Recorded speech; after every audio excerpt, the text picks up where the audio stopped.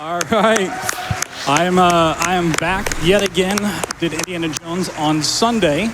Now we're here with the other id Tech 8 engine game, Doom. Very different speedrun. That one had a lot of cinematics, a lot of just fun running through the world. We will not be running through the world if everything goes according to plan. You may have seen the interview earlier with the mantle warping, and now it's time to show you exactly how busted any percent has come over the past 2 months. The game's been out. It feels like it's been a long time, but it really hasn't. But yeah, once again, thank you guys for reaching that 1 million and helping us to unlock the incentive afterwards. Another round of applause for that. Yeah, it's incredible. Every single dollar towards Doctors Without Borders is just simply amazing. So hitting 1 million so early is really cool. Before we hop into this, I'll let my couch introduce themselves. Hi, yeah, my name is Meta. I run various FPS movement type stuff. I'm a big Doom fan. I don't know if you can see, I have the tattoo thing. Very big Doom fan. I'm so happy to be here, BT. Thank you for having me on. And yeah, I mean, 1 million, everybody. Are you kidding me? Yeah. Heck yeah, dude. Thankfully, after hitting that 1 million, Mr. Rytro here will be giving us a special showcase. Why don't you talk about that a little bit? Yeah, guys. If you stick around for after, max sliders, all the final bosses done back to back, and I will gladly try to put on my best performance. But yeah, I'm a Dark Ages runner, challenge runner. 100% is my main deal, but any percent is fascinating as hell, as you will see. So BloodThunder, yeah, take it away. Yeah, and before we start going, people are not huge fans of Doom any percent usually because it's super broken if you've watched the previous ones. So if ever at any point you're watching this, you're like, wow, I wish I could see how awesome the combat is. At the very end, you'll see the max difficulty stuff. And usually there's like a $5 train we can start going. For Doom, can we get a $6.66 train going? Yeah. Yeah, we will load in. We're just doing Aspiring Slayer. We're not going to mess with any of the sliders. This category is just done with all of the base stuff intact. Rip, I'm too young to die. That was too young to die, unfortunately. Okay, so we're going to load in, and then once we skip this cutscene, time will start, and we will, as you saw earlier, start breaking the game. So skip this, and then 3, 2, 1, we're off. Good luck, good luck. Yeah, let's get this done. All right, so you saw it in the interview we did earlier with Bobby. We're just going to jump up here, hope to hit the right frame, and... Right into it, everybody. Yeah, and we're at the end. Okay, yeah. That's basically level 1. We're going to go through this little turret section where we just have to take care of some enemies, shoot this guy 3 times with the bolt. But I'm sure we have some lovely donations celebrating us hitting the 1 million mark. So, Bobby, if you want to take us away for a little bit here. Absolutely. How about this $1,000 donation? Whoa. From For Hope, My Love, saying, in honor of Pops, for the Millie. Aww. And we have a $75 donation from Andreas that says, more Doom is more Doom. Ooh. And we got a $250 donation from an anonymous friend saying $1 million hoip. So, in case you're wondering, all that's going on here, it's basically an auto-scroller. This Titan needs to be right-clicked with the charge attack just 3 times, and then you leave, and it's as simple as that. Yeah, and I purposely delay it because some of the shots can just miss, but yeah, it looks like we have to go for a 4th shot anyways. Just giving a new coat of paint over here. He's just red. Ominously looming. Yeah, thankfully, so, you know, being able to teleport anyone on the map sounds, you know, wonderful, and it truly is, obviously. It's very, very powerful, but we do have restrictions in play here. End-level triggers, whether that is, you know, a door needs to open, an enemy needs to be killed. We do have limits, and that, in my opinion, makes the routing more interesting. So yeah, we'll see that here in just a second, but we're going to pick up our handy-dandy saw upgrade. The most obvious upgrade for a shield, a chainsaw, obviously. Oh, look, he's just going to check the map and, wonder what's going to happen here. Okay, little buffer. Okay. Oh, Oh, just barely missed the okay. death plane. That's all right. It's easy to redo. So is that, okay, so I'm curious, is that based on the height that you started the warp from, or? Yeah, so whenever you mantle warp, the height of where you mantle is conserved through the warp, but your grid location isn't. So in other words, BT still has the same height here, but warps into the death plane beneath the arena. Gotcha, yeah, so we're moving on the X and Y axis.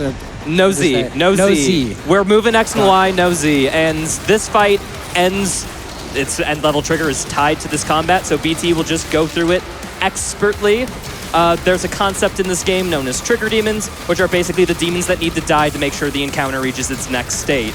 BT will just basically go from every required demon to required demon to required demon, shooting them with the combat shotgun, throwing the chainsaw shield at them, basically optimizing as much DPS because you can use both hands at once in this game. And it may look like this is only what we're supposed to have for this, but in the first level we skip, what, 2 weapons and the melee weapon as well? There is no melee weapon, yes. Yeah, we've missed the pulverizer, or the shredder. The shredder. And we the missed accelerator. And the gauntlet. Yeah, so the gauntlet's kind of the big yeah. thing because when we hit enemies with that, we can get ammo back. So we'll have to be really careful with this big leader boss if you guys want to talk about that. Yeah, leader mechanics are basically just boss variants of enemies. Certain encounters have them, and once you destroy them, you get a little stat increase as a thank you for killing them. BT here has no way to refill ammo because of the lack of a melee weapon. This game's built around the combat loop of melee refills your gun ammo, use your gun to kill things to get health, and then things kill you to take your health away, so you need ammo to kill things to... And it all continues and continues. You know, that is something I love just about any percent in general. It depends on the game, but you know, you're skipping so much stuff, and then when the game does force you to play through some content, it is extra challenging. And BT's just absolutely tearing through it here. Yeah, so all those glory strikes you saw, glory strikes, when enemies flash purple, are also instances where you can get back armor, and it's a melee attack, but you don't need a melee weapon to do it, so routing them in is actually super necessary. Yeah, so this is our first of our kind of gimmicky levels, if you want to call them that, where we're going to be piloting the mech, but not in the way that you think. We're actually not going to mantle warp because we can't do a mantle warp, but we were going to have a fun trip out of bounds, hopefully. Just trying to... Yeah, so this... just watch, yeah. And we're on top of the invisible wall on the side of the map. Yeah. Physics-wise, how that works is that there's this little mechanic of when you clip into something, there's a force that tries to make the 2 objects be separate. Otherwise, they wouldn't be 2 objects. So that combined with redirecting our speed by hitting a slanted angle on the surface. Oh, precise setup. That good. is so that line that BT just took is so thin. So yeah, so collision ejection plus momentum redirection equals on top of invisible wall, and we're gonna skip half the level. Yeah, and we're just walking across incredibly small little walls, especially that one part I lined up for. It's like walking on a sheet of paper, kind of thin. And we're just skipping all of this combat. We can't skip the final fight of this, so we do have to drop back in, but we're just avoiding as many enemies as possible. We're going to try to avoid falling in twice. We're just going to fall in here instead. This is actually even more, I think, this is more of a skip of the level than I had even last seen. That's wild. Welcome to Titan Combat. It's Dark Souls. Hit things when they're not attacking. When they're attacking, use your iframes to dodge. It's Dark Souls. There is actually... Oh, you got it! So, okay, so what BT just did, I didn't expect you to get it first try. What BT just did is essentially, so we have this super meter here, right? So you right-click, you do a super big punch. If you dodge within... I don't know what it is. It's essentially frame perfect. Everybody uses that term, right?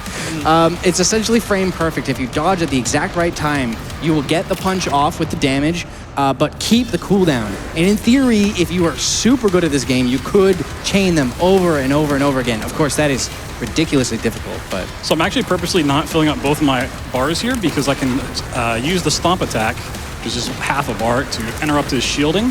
And just allow me to keep fighting. You can potentially soft lock if things go wrong here. So. I see. So it does. Hey, nice. That's very a nice well barrier done. core. Yeah. Very well done. On to barracks. Can you guess what we're going to do in this level? Maybe. Mantle warp? Mantle I warps? like both those answers actually. Rip and tear and mantle warp. Multiple mantle warps. First mantle warp.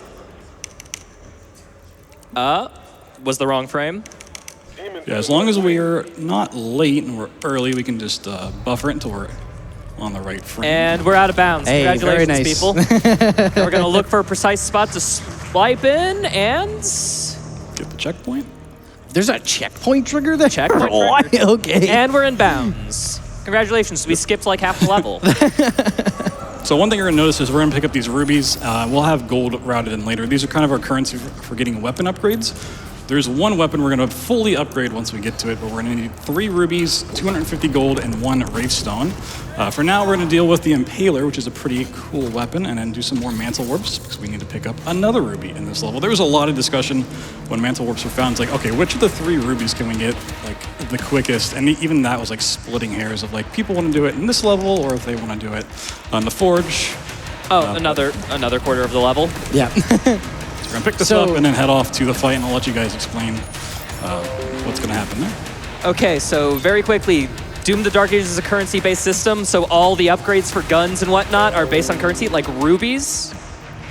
But BT will try to hit this Mantle Warp and get to the end with the... Are you hearing a window sound, or is that I am just me? hearing. Yeah, that's okay. It's fine. All right, third time's a charm. Yep, third time's a I think this is where we get it here. Yep. These are very, very precise, by the way. I won't Frame perfect, literally, by the way. And we get it. Hey, you got it. Very nice. Very nice. So, okay, so well, here's a vagary champion. Its AI is not designed to chase things near the edge of the arena, or so we think. So if we quickly run in this path near the edge of the arena, the vagary can't see us. We are not in its detection. So we're just going to shoot it in the butt. Yeah, this is the weak point, so if we can just hit it, not shoot his armor. He did turn. Like a he just has no idea what's going on. Worst fighting 90%. This is just... Once again, we don't have a melee weapon, so ammo is a really big problem, which is why that setup's really nice. Also, a more recent update to this game, if you played it on launch, added some Mancubus to the arena, which aren't really a big deal, but they do kind of just make it more of a pain. Trying to get a stun so he goes down, we can shoot him in the back this way. Nice. Yeah, 100% Ultra Nightmare, those Mancubi are run killers. Oh, but the vagary is down nicely. That is the first boss of the run. Yeah, good job. That boss will not be showcased in the boss rush later because the boss rush will only be unique bosses. But yes, this game does like putting boss variants of the regular enemies in at certain points. Yeah, as per Doom usual stuff, they give you a boss enemy variant, and then that actually becomes an enemy that they put into arenas later to kind of give you that power scaling feel. Yeah, a little. It's kind of like when a regular encounter has a boss fight in it. It sort of elevates it. And welcome to the dragon section. This is Surat. Hi, Surat. Nothing bad will ever happen to him. Hey, they won't see it. So these metal Spyro sections, best way to sum them up, he has a Gatling gun. There'll be some mechanics to this that we'll see about right now. Yeah, this is a pretty long tutorial section, just getting used to the dragon. You guys want to talk about the dodging system real quick? Yeah, so how you work on a dragon is that if you dodge a green attack, that supercharges your attacks to go through enemy shields and increase damage, obviously. But the plasma cannon also has a neat ability to where it will fire as fast as you click it. So what BT here is just spamming the left click button as fast as possible, because that's faster than its regular fire rate, and using that to kill the turrets just a little bit quicker. Yeah, and I think some interesting quirk is you can bind the fire to the scroll wheel, which obviously is very fast. But interestingly, it only works on scroll wheel if you're using like the sprint boost thing. If you're sprinting or dodging, and if you overuse it, it will just break Surat into where you can't play the game normally until you like hard reset it by some action. And why? Yeah, 'cause Doom, I don't know. It's just one of the quirks of the game. It's why we love it. Yeah, and unfortunately, the scroll thing I'm not actually using in this run because it can soft lock and become really obnoxious. Yeah, not marathon safe. So dragon tutorial over. So we are going to explore the first level, the first dragon level of the run, Aratum, and we're gonna do it almost completely casually by, of course, flying towards the bottom of the city. Right, because why would you want to fly through the middle where all the mayhem's going on? And you can just take a quick trip down here. So we're gonna fly to a very specific spot that when we try to like leave the map, it's gonna try to push us back in, but it kind of just gives up after a while. It's like, oh, okay. Like, yeah. we tried. But yeah, we're just gonna fly all the way past the entire level. It's into not the your final fault flight. the game pushed you out of bounds, like. But he held the W key. Welcome to the final arena. There's normally like 4 drop-off locations, optional, very hard fights, and weapons we have to pick up. We're skipping all of them. Yeah, so we're just going to do another big arena fight here, kill a whole bunch of enemies off. So, Bobby, if you got some donations for us to read. Absolutely. I have a $25 donation from Anonymous, who is an id Software dev. Said, id Software dev here. So excited to see Doom the Dark Ages in the marathon. Can't wait for you to blitz through the war on Hell in record time. Had to donate to get the boss rush unlocked. Good luck to the runners, and as always, rip and tear until it is done. Rip and tear. Rip and Yeah, tear. I'm so sorry for what I'm doing to your game right now. Very Much quickly, it goes underappreciated how much we love id Software. Over the coming years, with speedrunning getting a rise, Eternal being super big in the speedrunning, and the release of Dark Ages, they've been super involved in our community, directly contacting us in regards to feedback on changes, and it is so nice to see that from AAA Gaming. Yeah, Hugo Martin, the game director for 2016, Eternal, and Dark Ages, sometimes just comes into our Discord and he'll just like pop a message in the general chat, just saying, hey, what's up? Or, you know, talking about the latest update or whatever. Like, it's super cool. When I was doing a shield-only challenge run, Hugo Martin popped up in my stream and said, quote unquote, why? That's a good question. Welcome to Siege Part 1, arguably the longest level in the game, and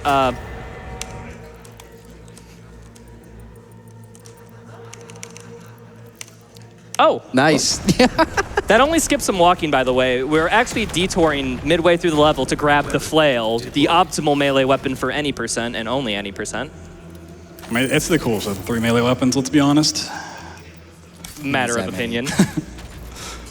And now that we got the flail, we're out of here. Why do we pick that up? You'll find out later. Oh yeah, it's so funny. The exit is right there, and you can clip through the wall to get to the exit. Meanwhile, of course, it's faster to just teleport.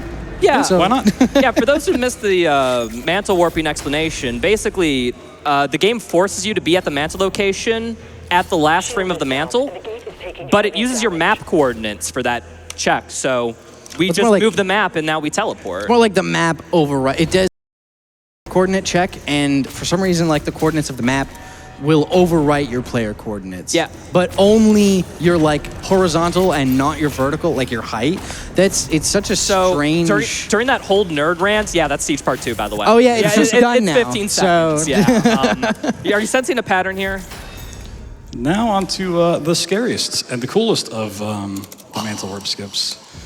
This I'll let you is guys one of my favorite tricks in the run. Meta, do you wanna? Yes, I'll take care of this. Okay, so we are now in the chapter Abyssal Forest. So a unique quirk about this game that we actually discovered, I think separately, like Mantle War people found it, and I also found it in just working on the auto splitter. We have like a mission or like a map thing, and I noticed that multiple chapters can be on the same map. At the same time, Mantle Warp runners, of course, are you know, finding this kind of stuff here. And of course, with a very precise setup, which BT is doing right now. Did you get the zoom bug? Yeah, that was the zoom out, so I actually had to use a different setup. Okay, so yeah, there's 2 different setups which runners will have to know. One of which we'll do under the normal circumstances, and the second of which we will need to do if the game, sometimes when you do a mantle, There okay. we go. This is the scary part. Hits There it. we are, It's not, okay. not over yet. Not Wait. over yet. Little 360. Hold on. Oh, okay, the swag. Hey, we did it. Okay, so we now have gone from the very start of Abyssal Forge to the very end, or sorry, Abyssal Forest to the Forge. To the end of an Ancestral Forge, sorry.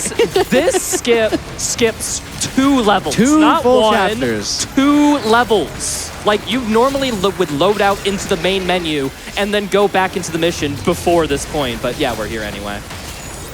And spoiler alert, this is not the last time we'll be doing something like that. Oh, what? Whatever could that mean? If you're wondering, Siege Part 1 and Siege Part 2, we could also do this way, but the map coordinates are actually locked to how far you could move them. If we could move the map further, we could just warp to the end of Siege Part 2 from Siege Part 1. Yeah, if you ever think like how could this get more broken? If we could find a way to get the auto map out of bounds within itself, then we could get a little bit crazier. But until someone finds that, I'm not sure if it'll get much more broken.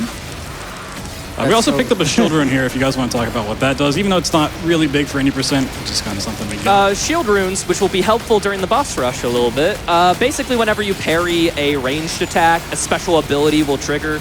In this case, a little ground fissure that will damage any demon in front of BT. We don't really use them during the run, but just by the happenstance of getting to the last arena of Ancestral Forge, we just pick them up, which is just nice extra damage. Yeah, nothing too crazy, but yeah, when we go back to the main menu here, it's gonna be really quick, but you're gonna see that Ancestral Forge has 25% complete, and we just get to move on to the only title card in the game. Oh. This happens. It's okay. Sometimes you get booted to the menu if there's an error. Right, here we go. Welcome to hell. Yeah, so for some reason there's no more title cards in the game, even though we go to other places, but it's kind of a cool one. In case you're wondering where we are, you know? Yeah. Doom Guy likes to stop in hell sometimes, you know. It's now, as some people call that Tuesday. While you're here, can I tell people about an incentive that just opened up? Oh, absolutely. Sure thing. Absolutely. So I just got told, and we've already raised $3,000 toward the $10,000 for the next game on the schedule, Halo Reach, the Grunt Birthday Party mode. And all I was given for a description here was headshots on grunts make a confetti explosion. Sounds good to me. Yeah, so if that sounds cool to you, here you go. Donate towards that. Very quickly, if you're wondering why we picked up the flail in Siege Part 1, oh, just wait for the warp. Yeah, this one's really particular. You can see me scrolling in so we can hit it. But yeah, it's for breaking these chests, which is going to give us some gold. Like I said, we need 250 overall. We're going to break 2 chests, and then the next level, we're actually going to do some challenges, which give you different rewards depending on the level. Some give you gold, some give you weapon skins, some give you rubies. So we're going to do a couple things during this, including hitting 2 enemies with the same like floor stomp, and then dodging like 5 times. To get a little bit more gold. But other than that, this is pretty much just another mech level. We're just doing a whole bunch of fighting. So if we have some lovely donations, which I'm sure we do, now's a great time to read off a whole bunch. Absolutely. We have a $25 donation from Thorcat saying, love watching you speedrunning all these games. Go BloodThunder. Thank you. That's my parents. Thank you. And we have a $1,000 donation. Whoa! Nice. From a tall shade of the color red, saying, can't wait to see my favorite Doom the Dark Ages level, Belly of the Beast. Ooh. I have tough news. We'll get into why later, but yeah, that's about that. All right, so y'all called for a train. You ready for the train to come rolling? We have a $6.66 donation from Phoenix saying 666 train for Doom in the Discord. $6.66 from Comfy Panda saying, once again, I'm a simple guy. BloodThunder says to donate $6.66. I donate $6.66. Crush this Doom run. A $6.66 donation from Desiree BLG saying, until it is done. We have a $256.66 donation from Alex saying, to ending all the evil in the world and in hell to an absolute rocking soundtrack. Oh, by the way, shout-outs to all the Doom soundtracks. I know people like to meme on Mick Gordon because he founded a genre of metal making these games, but Finishing Move did do a good job on this game. Some of the tracks like we're hearing right now, I listen to at the gym. Yeah, big shout-out to Finishing Move. They did do a great job here. In case you're wondering, the shotgun, if you do a super special dodge, you get empowered shots, and that's the tech. You can go back to donations. All right, let's continue this train. We have a $6.66 donation from Kiwi saying, in honor of my forever crush, Doom Guy. it's a good one. Me too. We have a $6.66 donation from JJ Schmidt, 77, saying, Doom Train. Doom Train! Thank you. And a $6.66 donation from Shadow that just says, rip and tear. Yeah, my favorite Sonic character, thank you. And we're mantle warping midway in this because, like we said, mantle warps don't change your height. So we kind of have to warp to hit this plane so that we have enough height to hit this plane. This one's a little scary, but first try. There we go. Break the chest, get some more gold, and then we're going back into another big fight. So if that train's still going, we can read them out. I've got some other donations here. We have a $50 donation from Shad saying, rip and teleport. Yes. Fair enough. That is exactly what we do. We have a $100 donation from Verdant Hope saying, rip and tear BloodThunder. You're rocking this premiere of Dark Ages on the GDQ stage. Thank you. And we have a $100 donation from Umbra Penumbra saying, "Rip and tear, BloodThunder. All hail the Manta Warp." Yeah. And we have raised over $3,000 of the $10,000 needed for also some fun sound effects and confetti in Halo Reach. I think we could probably meet that incentive, I don't know, by the end of the boss rush, maybe? Who knows? But by the way, shout outs to the person who just gave us a donation. Twitch.tv/Umbra Penumbra _. Your life will forever be changed. So a lot of like really cool things happen in this game from a speedrunning perspective. There's a lot of times like the end level trigger is just there early. So like we don't have to wait for the portal to open up. Later on we'll see we can just like walk through a thing that we're supposed to actually interact with and just go on. So shout outs to id Software for just like leaving that in the game for us, you know. Yeah, it almost feels like that some of these levels are designed in a way to where they knew we could clip through everything and then get to the end trigger and then teleport to the ends. And honestly, it's been fun to see exactly how we, get through it. Oh, by the way. Would you then say it is id-tended? Ha, ha, ha, ha, ha, ha, ha, ha. Good one. I'm so sorry. I like that one. I like that one. Thank you.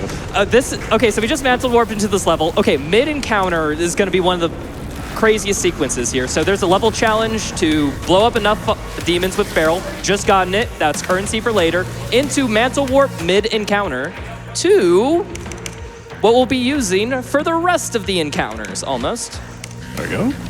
This is the coolest weapon in the game by far, so I'm so glad it gets used in any percent. It's the trailer gun. Yeah, it's the cool one, the Ravager. That is a minigun that uses a skull as ammo, and if you can think of something more metal than that, no, you can. So now that we've gotten our weapon and our upgrade part, we're just going to go straight to the end. So why not? There we go. And we missed the platform, but hit the trigger, okay. so. Yep. You get to see our lovely friend, the dragon, yet again, Surat. Woo! Our next dragon level, which will start actually pretty similar to the last one. Look at him, though. How did he lose his eye? Oh yeah, this is like the only unskippable cutscene in the game, I think, for some reason. Hey, for those who wanted us to pet the dragon, it is required, all right? There you go. We didn't have a choice in the matter, so id Software, thank you. I will say one thing about the dragon is I wish it had more skins. It needs some different colored wings. We have the red wings and the yellow wings for the other skin, but maybe some blue or some I think they thought green. that the skin of their enemies was enough. Yeah. So we're just gonna go right down here. The game's gonna try to push us up, and we're gonna just keep trying. It's like, oh, we tried. Oh, whoa. There we go. Just gonna go down here through the wall. And essentially this level is just two big arena fights, and then along the way you're supposed to destroy these tentacles. This is essentially skipping the first arena fight by just getting the checkpoint where the wall would normally go down after that. So now we have the checkpoint, we can just go on. And you may see these little ships flying around. You can destroy them for 20 gold. Sometimes they're challenges. For the most part, they're just guiding you to where you need to go. You can also see how strong like the auto aim is. Like I'm not even trying to hit it, and the bullets are just tracking so far. Fun fact, the visual hitbox is a tiny bit different from, the actual hitbox of hitting it. I found that out during max sliders where you do minimum damage to things. So if you're missing, Yeah. because nothing's dying. So we're just back to doing some parrying to get past these tentacles, taking them down. Not a whole lot different than the tutorial part that we went through earlier. So if we got some more incentives to plug or some donations to read, Bobby, take it away. Absolutely. We have a $25 donation to Doctors Without Borders from Rainer saying rip and tear, but also heal and save. It's true. We have a $250 donation from RMF that says, instead of one big donation at the end of the marathon I usually do, I've decided to donate $50 per day to spread out the love. I just decided this today, though, so here's $250 to make up for lost time. Speedrun straps. Rip and tear, baby. That is, how'd I put it? That is some speedrunner math right there. Agreed. And we are almost at $4,000 of the $10,000 we need to have some headshots make some confetti explosions in Halo Reach. So keep getting those in. Please. That sounds like so much fun. And of course, benefiting Doctors Without Borders, like, that's a win-win right there. Yeah. We do have a $5 donation from Covert Muffin that says, good luck, have fun, BloodThunder, with the run. Also, how do you feel about the word verticality? You know, I like it more in horizontality. So. You know what? My thoughts are unchanged on that subject. Thank you so much, Muffin. But yeah, we're coming up on the third tentacle. We did also complete another challenge, the last that is going to give us the 250 gold that we need for upgrading the Ravager.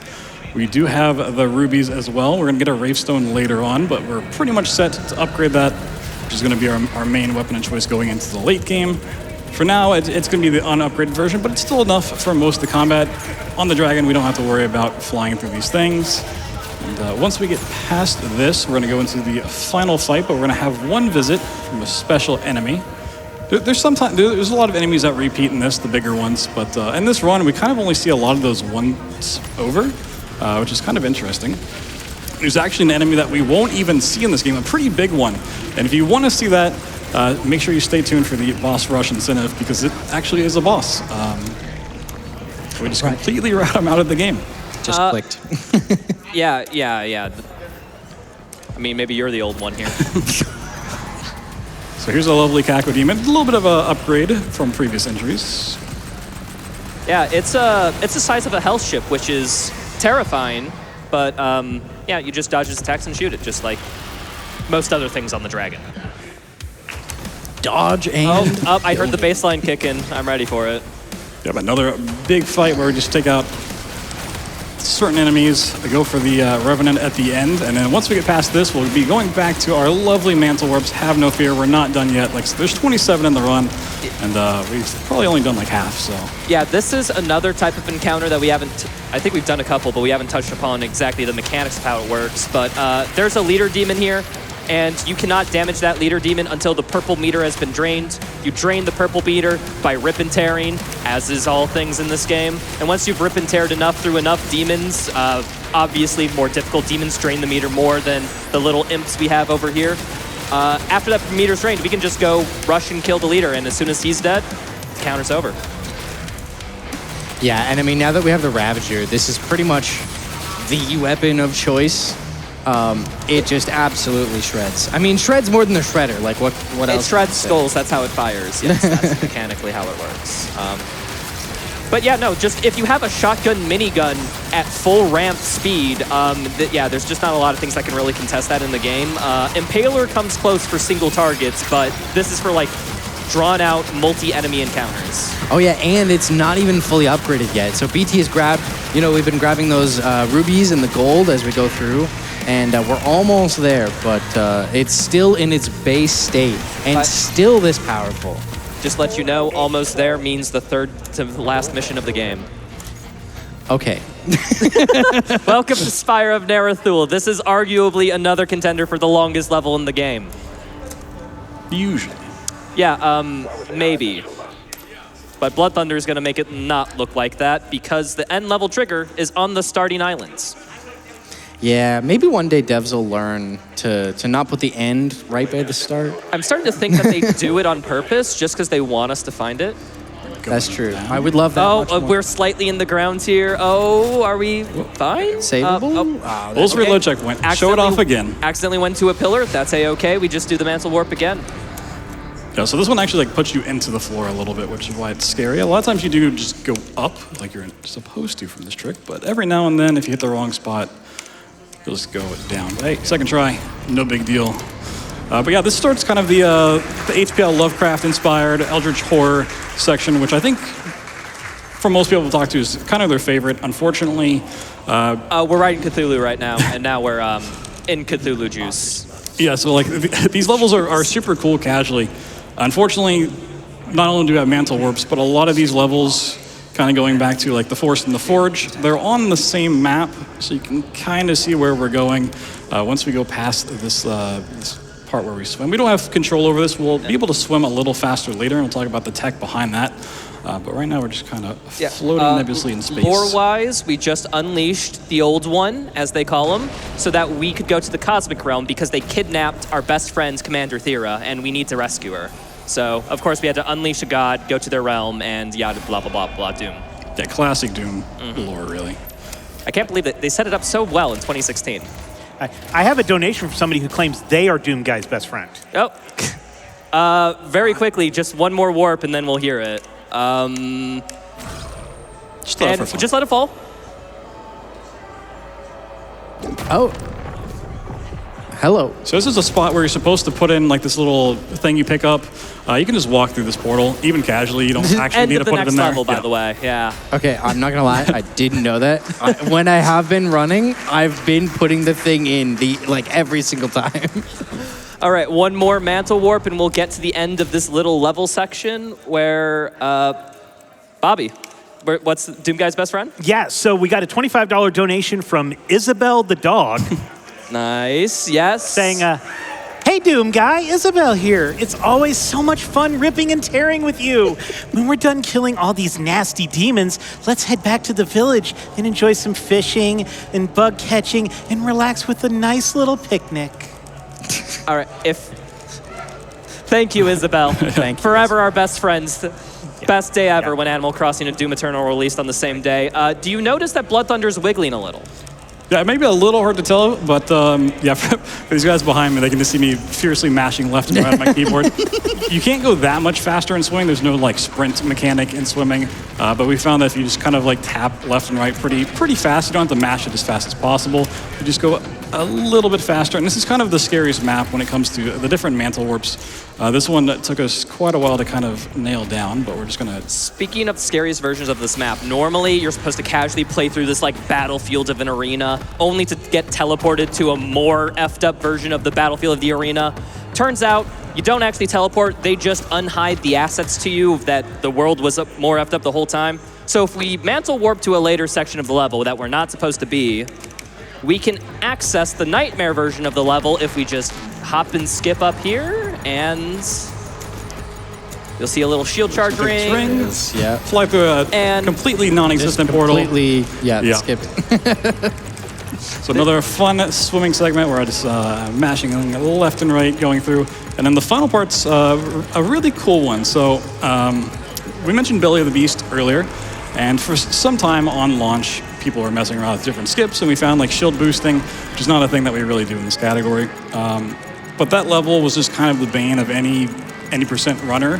They just like, we can do this, it's fast, it's, but it's kind of awful to set up. It's not something anyone wants to do. And we had wheel clipping back then. This is actually the first time I think we do it in the run now, which allows us to walk through walls by just opening up the weapon wheel with a high frame rate. Anything above 60 works, but the higher the better. We're just going to casually jump past the thing real quick and pick up a Ravestone while we're talking about this. But one day I was just kind of messing around, just trying to find more ways to break the game. And I found that the end of the next level, Belly of the Beast, yeah, we're just going to bypass that. They just didn't extend the wall a little far enough. Yeah, but that exists on this map too, and we can just basically clip past this door coming up, and once we get a mantle up to a Ravestone, and just completely skip that level. So for that person that donated, I'm so sorry, we will not be going to Belly of the Beast. Sorry, Red. So at the end of the Belly of the Beast, okay, so lore-wise, Cthulhu stops you from getting here, he eats you, you spend a level in his stomach, you break out of his stomach, and then you fight your way back on this arena. That arena from this Belly of the Beast chapter is literally this arena. There's no difference. They just change it up a little. So if we get to the ends level of Belly of the Beast, then yeah, we just bypass the whole chapter. So yeah, this isn't like a special corner we're doing this to. You can just pretty much do this anywhere you want in the game. And they did try to stop us. The stairs don't have any collision, so we need to be really careful to walk just on the edge. The railing. Yeah, we're just going to run all the way up here. Be careful not to fall off. I love the music that plays when you do this, dude. I just want to draw attention to that was the first time we used a tech that lets us clip through, I'm not joking, almost any wall in the game. And it's the 18th chapter out of 22 total missions. Yeah, that's just how crazy too slow. Yeah, clipping through any wall you want is just too slow for this run. Yeah, here's the final fight of Belly of the Beast. There's no enemies, there's no wall preventing us from just hitting the end level trigger. Hi, Thera. Hi, Thera. So, lore-wise, Doom Guy frickin' dies. Welcome to hell. Well, this is what would this be? Purgatory? This is I think the upper level of hell, Oh yeah, it's River Styx. One of the circles or whatever. So, if you have a problem with Doom Guy dying, so do we, so we'll just try to get through this mission as fast as possible. Now, normally you notice a trend that visually the collision that we warp to is where it would be physically on the map that you see, but the end level trigger is on a ship in this level, and it's right beneath the map, so we're just falling to it. Oh, this is tricky. Okay. Okay, this is fine. It's not ideal, but you ride this up. You lose like 20 seconds, but you still skip the entire freaking level. So yeah, that's still good. Yeah, that's one of the longest levels in the game as well. Yeah. Like, the longest levels casually are also the shortest in the run. Also, should we just say what everyone's thinking when they're playing this game? It's like, how cool would a Captain America game be with this shield? Like, you couldn't rip people in half in a Captain America game. I'll settle for this. we could make some mods. This is true. Welcome. Doom Guy got resurrected. This is one of the most casual levels in the game because we need to get to the end of the level, which is on top of a big ship, on top of a big hill. And we could access the section, like the dragon section, to fly up there from Doom Guy, but only as Doom Guy. So it's just too slow, so we have to get Surratt and fly up there because Mantle Warps can't give us height. So BloodThunder will have to go through basically all 3 main encounters of this level. But the fun thing is now that we have all of our upgrade materials, we can just go ahead and upgrade our weapon and make very quick work of these fights, actually. Just gonna go in here, upgrade. We have another incentive opening up, so let me know when I can talk about it. Yeah, go for it. All right, so there's another boss rush for another game. Neon White is coming up after Halo Reach, and that boss rush has opened up for $20,000. We've raised $75 already. Rainbow Hell Rush, it's a gauntlet category. They're gonna race to complete Red Hell's Rush, Violet's Hell Rush, and Yellow's Hell Rush back to back to back after the main race. And we're already gotten $5,600 out of the $10,000 for the Grunt Birthday Party mode. Folks, as an FPS speedrunner, I cannot exclaim louder that Neon White is a banger of a run. Please get that boss rush. Absolute It's awesome. must play. Here's our friend the Cyber Demon, the only one that we're going to see in the run. He does not stand a chance against the fully upgraded Ravager, which, if you're wondering what it does, why it's so cool, not only does it give us health when we kill enemies, it also gives us ammo back, which is very handy. And it just kind of fuels the cycle. We can just tank this for basically the entire game. So we just won't run out of ammo, we won't run out of health. This fight is very stingy on how many big enemies it gives you, so you gotta kill off some of the fodder and then take out the Revenant, and fight 1 will be done. Like, look at that health bar melt. Yeah. Are you kidding me? It's a pretty good gun. It is literally like an infinite ammo death machine. Which is the most Doom weapon you can ever have. That gives you more ammo and healing, just because, why not? Let it do everything. It's really a wonder why they nerfed it. We are playing on a down patch version of the game, mainly just because they nerfed pulverizer damage to bosses. So in order to keep that, we're on, I believe, the first patch of the game, plus a hotfix. Yeah, it's one of the middle patches because they kind of have this system where they can do tunable things where it doesn't actually go into the patch itself, but something you get from the server. So we're not only down patch, but we're also blocking our connection to their server so that we don't have those tunables controlling our weapons, just so we can have this Ravager that just is so overpowered, especially when it gets into the later fights. Here we'll see another one of our cool big enemies spawn in. Okay, any second now. I do love the tunables as a concept, by the way. Like, they're not inherently like a bad thing, even for speedrunning. Yeah, they're very interesting because they allow you to make changes for the general audience, but if you're someone with a little bit of technical know-how, you can revert it to previous changes that aren't too accessible. Yeah, it's like totally optional. Yeah, it's neat. Yeah, like they added those tunables for like the mech that saved like, I think, 40 seconds or something like that? The dragon sections, yeah. But they changed how the dragon section worked somewhat through a tunable, which made us save like 40, 45 seconds in the game, so... So that's fight number 2 done. We killed off the Komodo, which is one of the cooler new entries to the franchise, I must say. Big fan of the Komodo. Thank goodness that's not included in the boss rush. Okay, here we're in the 3rd phase. We've got a couple more enemies to kill, and then we'll be going for another trip on Surratt to the end of the map. I love the kick. Got some more donations to read. Now is a good time. You have do not a like flail. You aren't kicking if you have the... Like, why is the kick a part of the power gauntlet move? Okay, I'm sorry. Go ahead, Bobby. right. Take it away. Because it's awesome. We're still trying to get that Grunt birthday party mode incentive set. We have a $25 donation from Anonymous says, ain't no party like a Grunt birthday party because a Grunt birthday party requires precision shooting by a squad of Spartans.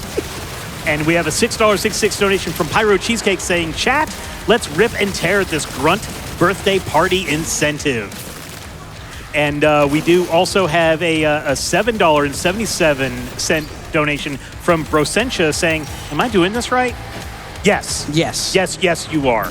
And we have a $50 donation from Brassling saying, Doom speedruns. Clip and tear. Very small thing. We're picking up the Berserk power-up before BT gets on Surratt because it only counts down when you're in the Slayer mode, not Surratt mode. Yeah, so even like the time runs out pretty quickly when you go into that little fight arena.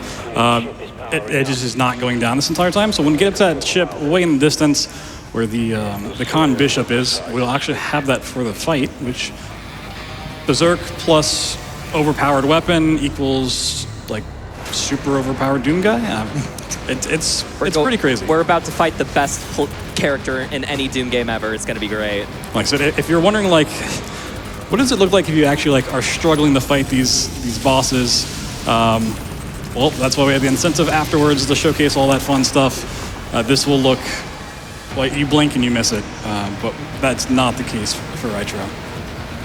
I would like to think that Berserk Doom guy is less super overpowered, whatever, and more just canon Doom guy. Like, that's just how he actually is. Are you telling me that we go through like 90% of the game playing non-diegetically? He's just having a good chill time, just being nerfed, and then, yeah, Berserk is like, that's go time. I always view it as like Super Saiyan. Like, Goku's already strong, he just gets stronger. Oh, yeah, ship combat, all good. Is that big yellow eye included in the boss rush? I saw a health bar. Uh-oh. So to actually keep the Berserk, we need to do a mantle warp into the arena. Even though running through the ship doesn't take that long, it is going to run out pretty quick. So we're just going to bypass all of this. Mm-hmm. Just to clarify, there's no trigger that removes the Berserk or anything, right? It's No, just this one's just strictly on the like a time. time thing? Okay. So here's the crate maker. Like I said, don't blink or you'll... Berserk increases your fire rate, increases your damage, increases everything you do, and yeah, first phase over. Bye-bye. See ya. All right, no Berserk on this. However, Pulverizer's still pretty good. Also, BT here loaded checkpoint and immediately dashed and meleeed 3 times. This skips one of the like auto stroller defense phases. Am I right? Yeah. Yeah, it skips the first bubble, which takes a very long time, and we just don't have the means to actually break it with the setup that we have. But now he's in a stun state, and we can just melt his health bar without him doing any more mechanics, which is just... Yeah, so when you're in Glory Strike phase, that's just a flat damage resistance value. So if you still shoot the heck out of it, it still does a bit of damage. I feel like we didn't even get time to talk about all like the different mechanics of that boss, but that's okay because we met the boss rush incentive, and that's where we'll talk about. Yeah. Give us like 15 minutes. So I'm doing a bunch of cutscene skips here, reloading in checkpoint, and then trying to skip the cutscene yet again. And this is going to break us out of the mech that we were supposed to be in. So we're going to be a tiny Doom guy in a very large map. You can see the enemies just chilling around. And now there's like one specific spot on this entire map that we can actually mantle off of, which is why we do this. We want to mantle warp past one of the bosses that we're going to be seeing later on. But we actually have to walk pretty far, and the fact that we even found this is pretty incredible. We've looked all over. We do have some walking to do, but there's some interesting things that happens when you're not inside of the mech. Most of the destruction or collision has destruction properties, so we can just like run into it. If we throw our shields at these guys... Hey, wait, can you just like walk into the building as like we'll mini? Oh yeah, this one coming up here. Okay. Also, all of these enemies, at first glance, they may look normal. As we get closer, I'll show that's not really the case because you're supposed to be in the mech and to kind of save resources. They just kind of downgraded the graphics a little bit. But those are real cyber demons you see from Yeah. the mech. They're just super low res. Our friend the Pinky and the Pinky Rider. Yeah. It's just always fun to see that as we go through. And Cannon Doom guy. Now, so this is Super Saiyan 2. So we're doing all of this once again to get to a mantle spot here.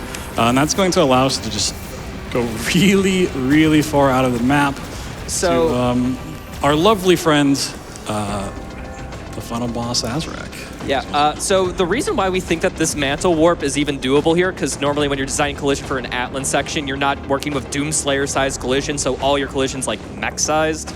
But this building is slightly different textured from those around it, so we kind of think that this was a building that was meant to be in a Slayer section early in development, but then got scrapped and repurposed later for here. And because of that, we're able to warp all the way. I believe you now that you looked everywhere, because that is the most obscure spot to find a mantle. And So we just land on top of this invisible wall. Here's the final arena, but we actually need to load in the boss. you can see Cthulhu in the background. Hi, Cthulhu. He's over there somewhere. So what we're going to do is be very careful to fall underneath the map, but not all the way underneath the map. There's a little spot we can walk here. Summon the boss by going under this guy's elbow. Now we need to get back into the arena, so we're just going to do a little wheel clip. And you can see that we're underneath the floor. If we get far enough into the arena, we can jump up through it. And then we're going to be dealing with, Azrak. This is the main antagonist of the game, Prince Azrak, leader of the demonic armies, and we're going to 1v1 him on Rust, bro. A little bit further. I'm assuming you can't just shoot him from, like, down here? Not really, because there's just collision in the way, and then because there's different phases we have to interact with. I do want to point out that there is a YOLO mantle warp to warp directly into this arena from out of bounds. However, it is super scary and not marathon safe. Yeah, so the reason it's not safe is we still have not gotten a checkpoint in this level besides the opening. So even if he kills me here before we get to the second phase, we have to go all the way back to when we start walking, getting out of the mech. So it is a little bit scary. Just keep shooting him. Please be careful. So I'm letting his buffer run out the purple stun phase, just because we go through a little cinematic if I try to get ammo back that way. Oh, got hit. And then once it's down... Phase 1 down. Don't worry. If you thought that was over, he's now Shadow the Hedgehog. There's so much more. Yeah, so you can just see why the Ravager here is just so overpowered. It just gives us all of the health to tank his hits, all of the ammo to just keep firing at him. We just really don't have to deal with the stuff. Yeah. Not getting hit because he's bad, getting hit because he's not getting the slow-mo from the parry, which means it's less time overall to shoot the heck out of him. Yeah, and I mean, by the way, to give you just some context here for this fight, I mean, you did the first phase in what, like a minute, maybe less? And like, it'll be very similar for these other phases. And I think I remember in my casual playthrough, the 3 phases of Azrak here probably took me like 16 minutes or something. Like, he has so much HP, it's ridiculous. Watch the Max Sliders run after this, but Azrak took all 3 phases took me 7 hours on Max Sliders first time through. I believe it. Yeah. I really do. Now the really annoying phase where it's not here, so we have to kind of deal with these little... Parry the statues. Some of these I'm just going to actually let me get hit by, because parrying has a little bit of a slow-mo effect, which is kind of a controversial thing for the moment. People just want the slow-mo removed, but yeah, we just do our best to avoid it taking some of the damage. Not doing parries here to also kind of avoid that slowdown mechanic. And yes, using our melee to get more ammo just at the start, and then we can just go back to using the Ravager full time. Please, id, give us a toggle for the slow-mo, please. Yeah, supposedly they're working on it. I had heard that. I hope that's so Azrak phase 3, just like phases 1 and 2, get him staggered, start left clicking in the face. Your left finger gets a little sore by the end of it. Yeah, throwing the shield doesn't do that much damage overall, especially compared to just the Ravager going full speed, but it does a little bit over time, so we're just kind of throwing that away. And then, even though that was the final battle, there's the real final battle. So yeah, final battle, and then this is the final mission. So if you're wondering what's happened, this has happened a few times. It is when you try to go through the end screen too fast, it takes you to the main menu sometimes. But yeah, we can make so quick work lore, of this. we beat Azrak like by a lot, so like he ran away, and we're just trying to chase him down. So of course we'll get there as fast as possible by mantle warping directly onto his ship. That was a frame late. So if we're too early, it's fine, but too late is no good. There's no way to fix that. All And a really cool thing I discovered when Mantle Warps first popped up, because it's the first thing I thought of. In the next part, we have a Berserk, but it's not based on time. It's based on just clearing the room and going past a certain trigger. And so when I heard we could just teleport, it's like, okay, can we grab this and just bypass that trigger? It turns out you can't, so we're just going to grab that, Mantle Warp past the trigger. Oh yeah, and by the way, even without Mantle Warps, we actually do have a way of carrying Berserk. Yeah. So the Berserk running out is tied to completing that encounter. So if you can complete the counter first and then grab the Berserk after, you can still grab it for this boss fight. It's used in every other run. So specifically, there's a trigger to... Here's the final boss of the game. There's 2 phases. We're just going to get him down, and then this time, it's a much faster fight with Berserk. He no longer has the heart of Argent for the lore nerds, so that means he's like way weaker or something. So take out the witch half. Very simple, and then we have to deal with him proper. He's going to try to, talk to us. We don't have time for that. But once this fight's over, time will be coming up pretty shortly. Yeah, time is when the cutscene begins.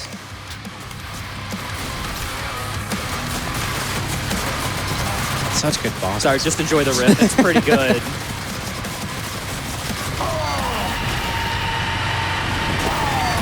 And... That's time. GG! Yeah, at any point during that, you're like, man, I wish I could see it done a little bit, more intended, which is why we have the incentive showing up. And shout outs to them as, my couch for joining me on here, providing so much good commentary while I was just breaking the game. I just want to give a huge shout out to id Software for making this game, everyone that's worked on it behind the scenes, and just giving us games to play. All the devs out there for all the games, not just id Software. It's a tough time in the industry, so shout out to everyone that just keeps pushing through and making these wonderful games so that we can show up, break them on stage, and raise money for Doctors Without Borders. This is my 28th event run since 2014, and I love it every single time. Being able to come here and just do what I love and help out in a tremendous charity. I was part of the SGDQ Ambassador Program, so I got to work with them a little bit earlier on for the event, and just seeing the work they do. Even like the $1 million we've raised so far, I'm sure we'll raise way more than that, but that is an incredible amount. They can do so much good in the world with $1 million. So shout outs to everyone who's donated, not only this event, but for any of the events, the ones that are to come, and everyone working behind the scenes as well, putting this stuff on. It is not easy. There's problems all over the place, and just the work they continue to do is just simply incredible. I can't believe they can get it done so easily. Dude, they made the best trilogy in modern gaming, if you ask me. Yeah, stay tuned for the incentive coming up next. You're going to want to watch it. Stay tuned, folks.